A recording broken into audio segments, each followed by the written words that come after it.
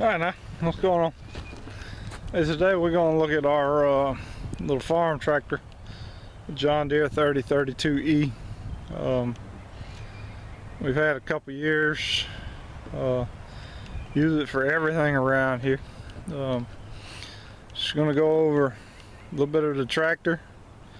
32 horsepower, diesel, three cylinder. Been pretty good for us around here. We got the D160 loader on the front of it, which you'll see the taking the bucket off of it, run the Harrow through there. It's getting to be about springtime. We got to clean up a little bit. We try to harrow it about once a month. Keep it clean, the manure and whatnot. Also, we use a chain or a metal harrow. Helps the grass grow a little bit. Also pushes the manure into the pasture, which is good for the grass. Anyway, so here's what we got. So we got the John Deere 3032E. We also have the iMatch quick disconnect. Right now we have the county line tractor supply, the little trailer mover. It stays on there a good bit. We use it for pulling stuff, moving trailers. We got the tractor trailer there. But you know, use it for logging and what have you. Quick hitch, well, I tell you what, it's all right. I mean, you still got to get off the tractor for PTO implements to put the shafts up. Hey, nonetheless, it'll grab your attachments up. It does add, you know, I don't know, 6-7 inches. So you got to be mindful if you got cut dry shafts on the PTO. We got all this together, so this tractor has never been without an iMatch. You can see the iMatch. All it does is it hooks onto your 3-point, one there, one on the top link and one on the other side, and it allows you to pull the levers, drop your increments off, and pull out, or unhook the drive shaft. So this is probably our most used attachment, and I say that just because it stays on the tractor most of the time. If we're going to be doing some heavy duty front end work, of course I put something heavier. The box blade or the tiller is the heaviest thing we have as far as short in the back. We'll look at those. But on this bench here, this is kind of our pasture pallet. We have this 3-point hay spear, which I don't like so much because it's just hard to handle bales, round bales, especially if we keep them under the shed back there to load them up, because it's uneven and downhill and stuff. It tends to be a booger on that back of the tractor. We are looking at tighten attachments, the pallet forks, and a front spear. So it's one attachment, but it comes with the forks and a spear. So you take your spear on and off, and you got pallet forks, which we're always looking to move stuff around, and pallet forks would be pretty good. But as you can see, all the attachments we have for the 3-point are set up for the iMatch. So it's got the big receiver hitch pins. These guys here, which you got your regular pin, and they just go in and you knock a barrel pin in there and it locks it on. And of course, this is where you hook for your 3-point or your eye match. So you can just back up, and as long as that hook can get in there, chances are your bottom pins are going to hit the lock plates. Yeah, that's our 3-point hay spear. Here's our chain harrow, or whatever you want to call it, drag. That's what we drag the pastures with. You can turn it 3 different ways. You can turn it upside down, so it just kind of drags the pasture. Or you, like it is now, it actually's got the prong, but they're not real. You know, they'll glide over, cut it up a little bit, or you could turn it around, which would cause these to dig into the ground like that instead of like this. So it depends on how deep you want to dig in there. So that's 3 of our attachments: the harrow, hay spear, and our trailer. Some of these old ones, I got an old cutter. We got the old line digger, and a back there old disc, or not, a harrow. Those are, we found them out in the pastures when we moved in. We don't use them. Haven't really found a reason to. Yeah. So our bucket and our box blade. The box blade, I'll probably pull it out today too, and fix up the driveway a little bit.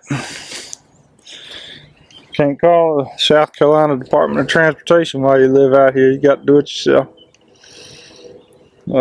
So just a regular old Frontier 60-inch box blade. We use it a good bit. You know, it's one of those things. Got a half-mile gravel dirt driveway. Got to have you a good box blade, and then you got to know how to use it, or you could do some damage out there. Here's our old John Deere. It's old gas, 1962, I believe it is. And over here, let's see what we got.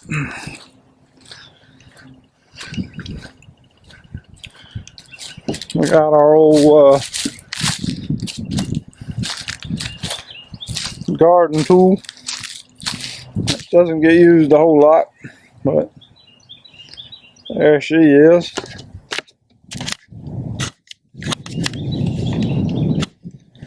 You can see it's got a 3-point hook up on there too for the eye match. You gotta, works good for digging a new garden. Ours is fairly well. Got all the dirt and rocks and all that stuff out of it, so we don't use that too much. We will use it in the goat pasture. We get it ready. But yeah, so here we go. We got our 60-inch Frontier brush hog. Use it a good bit. Keep the trails clean and cut the other pasture. Not much to say about the old brush hog. It's been good. Enjoy it. What we do have is this county line tiller we got from Tractor Supply. After a little bit of research and debate, this is the one we went with, the 5-footer. It is gear driven, which is a plus for me. But downside to gears is they ain't gonna give, like a chain may slip or whatever. It's direct drive with a chain. I mean, with a gear. I will tell you that on their website, in the question and answer, the Q&A, it was reported that this would not work on a John Deere 3032. I'm not sure why they reported that. I do have the horsepower and the PTO power to use it, but they said that it was not to be used with a 3032. And we have used it quite a bit, and it works. On a great note, when we got it, I did some research on how to shorten the drive shaft and all that, because I figured I was going to have to. Even with that eye match, and maybe that's what saved me, was I didn't have to cut it. It fit in, and we got about 4 inches of slack in it, you know, at the lowest setting. So no cut required. If anybody has got a John Deere 3032E or R and they want to get a tiller, and if you research this, I think they say you could use the 4-foot but not the 5-foot. But then of course on the horsepower rating, my tractor fell in line with the 5-foot. So I got it, and it works great. So I'm here to tell you that a John Deere 3032 and a Country Line 5-foot tiller will match up, and it will work, and it works very well.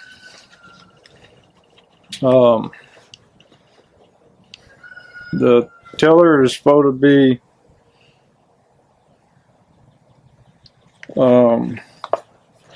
like self-sharpening tines.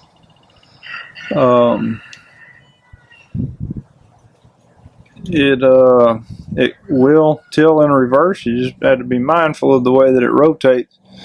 If you hit something in reverse, it could cause some damage. Of course, that brings us to this. Inside of there, it does have the slip clutch and not a shear pin. So hopefully you won't tear anything up if you hit something. It'll just slip that clutch and you reset it, whatever. Advice: don't till in reverse, especially if you never tilled anything. Like in the garden, I would till in reverse without thinking about it, but hey, that's years of it being tilled, and we know that all the rocks and the roots and all that are gone. Yeah, that's not very many implements, but those are the ones that we have. The green ones, of course, came with the tractor. The yellow ones were add-ons. I think we got this one. It was on special last winter. A couple $100 off is the reason why we got it. Good deal, and I'd been looking at them. So we went ahead and got it while it was on special. Of course, it's got your tailgate that's adjustable via the chain. I will tell you that they ship these empty, so don't put it in. It wasn't together. I put it together. Took about maybe an hour. Which, I mean, the main frame and the gear here is together. It's just this, all that stuff up top that hooks it up that was not assembled. Not too bad. Pretty simple. But yeah, it shipped empty, so we had to fill it up. Another advice: if you get something like this from Tractor Supply, maybe order it a fresh ship, so you know that it ain't been sitting out in their parking lot empty with condensation and all that inside the gears and the gear head. Yeah, we had to fill up the gear and the other gear.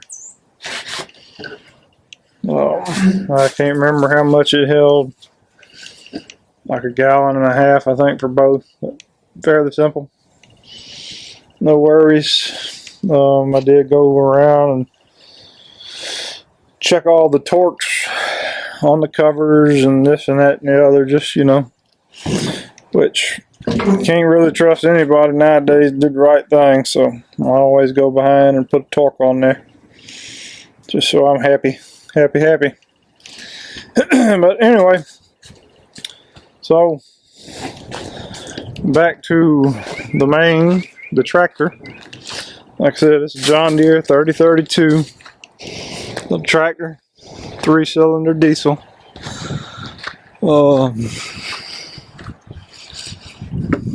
Let's see.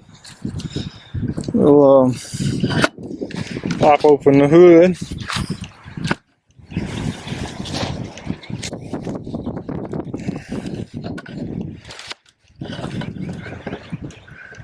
You got a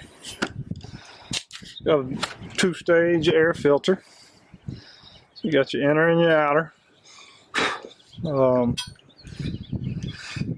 Radiator, which doesn't have a screen, so it can get dirty, especially when you're brush hogging. Have to be keeping your eye on that. Regen on there. Regeneration for that new age stuff. Motor down there, belt for the alternator.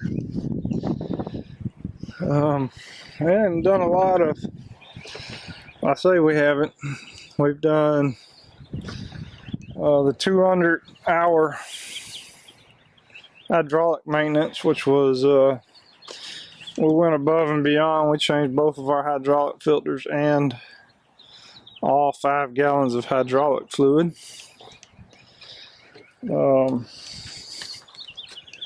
And then we also, no, I'm sorry, that 200-hour, maybe it was the 50-hour. Yeah, I got 310 hours. So I think at 50 hours they recommended doing a hydraulic service, which I think is supposed to be just the filters. But we did the fluids as well. And then our 200-hour service, we did, we changed the hydraulic filters and not the fluid. And we changed the oil, which this is a hydrostatic automatic. So all your hydraulics for the tractor, for the transmission and all that stuff come out of the hydraulic tank. So we did change the oil and the oil filters and the fuel filters, the air filters, and the hydraulics on the 200-hour service. And like I said, on the 50-hour we went ahead and did the hydraulics and the fluid. We plan on keeping her a while, so try to keep it maintained. ROPS, as you see, is foldable, and it is folded down because I haven't rolled it yet. I'm sure if I do roll it, I wish it was up, but nonetheless, for the most of the part, we keep it, or I keep it down, just because I'm pretty doggone lazy. I have hit my head on it a couple times with the hydraulic, putting on the PTO shaft, which in the back, it's down here under your cover, just like most of them. That PTO shaft and your cover plate.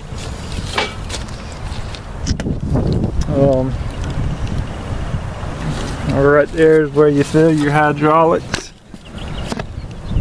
Over here is your hydraulic dipstick. And yeah, she's dirty. I need to wash her. We'll get to it.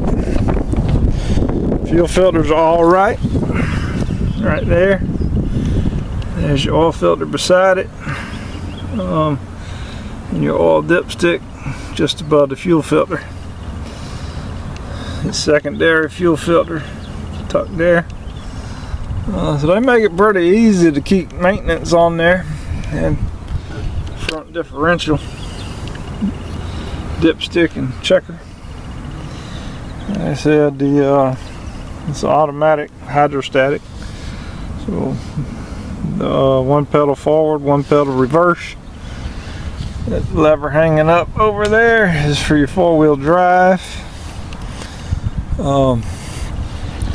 Yeah, that's about it on the old John Deere. This is, of course, for your lever for your bucket. It's got a lockout. In case you want to lock it out for whatever reason, the kids riding on there or what have you. It's got headlights under the by the brush guard. Which, if you got the bucket on there, the bucket a lot of times gets in the way. Turn signals, brake lights, and this one did. It does have the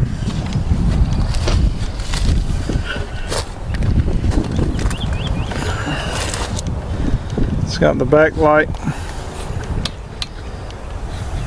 which works good for working, doing any kind of 3-point work in the dark. Shines good. Floodlight out on the back so you can see what's going on back there.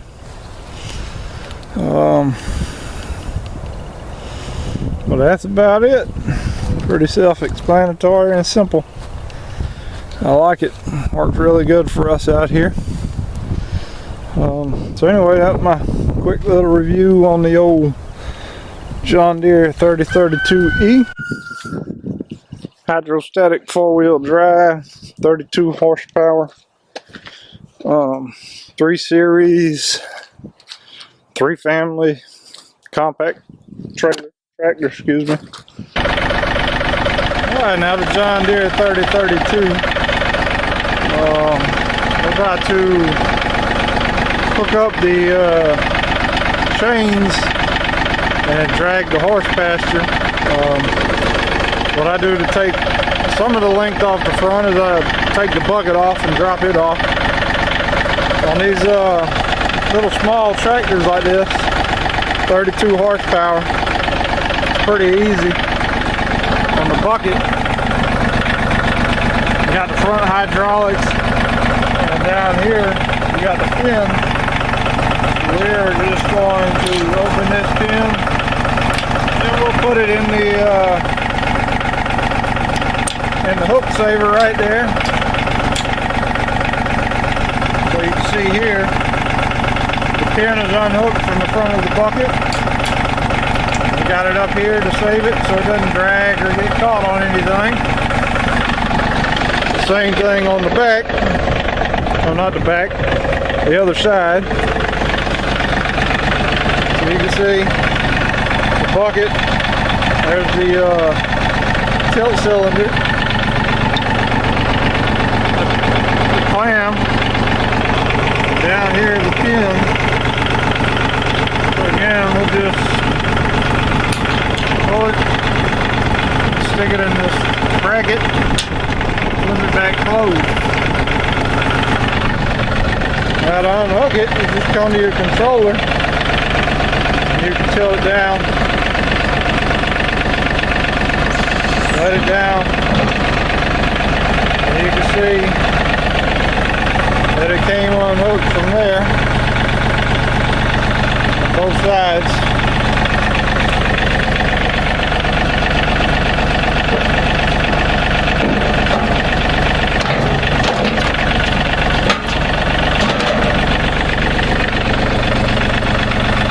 It's unhooked, so we'll just back out from underneath it and it'll sit it'll sit right there until we pick it back up. And I'll give a little demonstration of that. Fairly easy.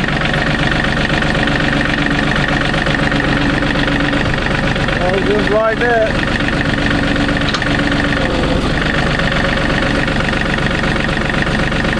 Now we're empty on the front.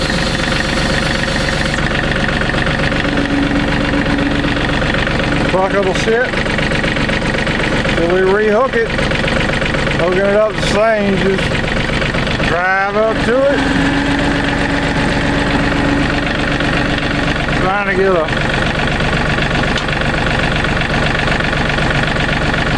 picture of the hooks.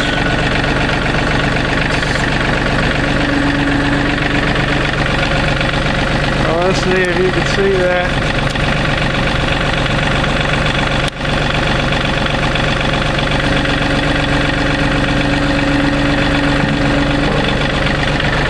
Like that, and you just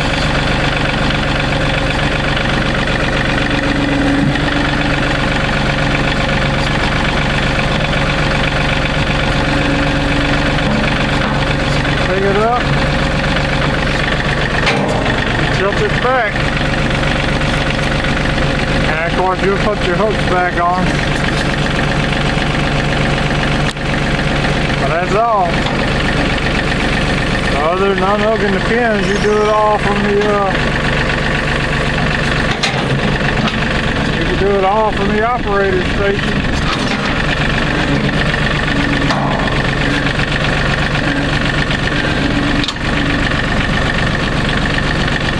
Just like so. Alright. So that's the front bucket of our tractor. We'll go over some other stuff and check out this John Deere 3032E. Alright, hold tight. That's that'll wrap it up for today. I'm gonna go get busy doing the horse pasture, and probably this driveway needs some work. All the rain we've had, we got some potholes popping up. Take care of them this evening before it gets dark. Well, again, we thank y'all for stopping by. As always, we'll catch you on the next one, and we are out.